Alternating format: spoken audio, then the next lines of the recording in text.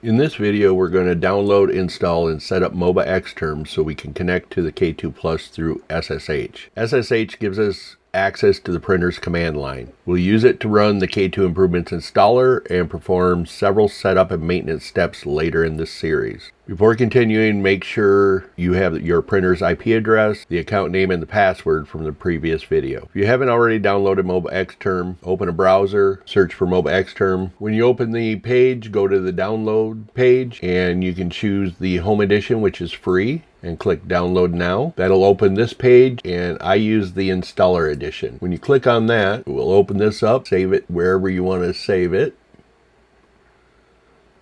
This is showing that it downloaded. Go to the folder, extract all, and double click on the MSI.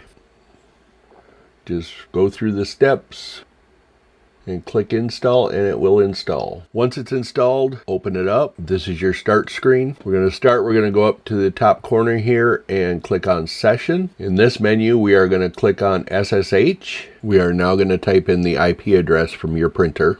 Mine's 192.168.1.239. For username, type in root and hit OK.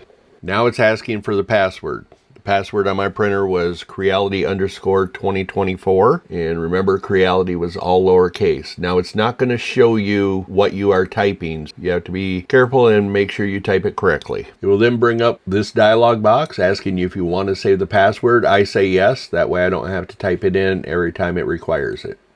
When you see root at K2 Plus and then 20DE will be your personal printer's designation, that means we are logged in and you are now on the printer's command line. Now that we've logged in for the first time, if we close this session, say yes. The session is saved here as a recent session. So now we can just click on this, and it automatically logs us in and brings us to the printer command line. MobaXterm is now installed and the printer session is saved. In the next video, we're going to use this connection to begin wiping the printer so we start out with a clean slate.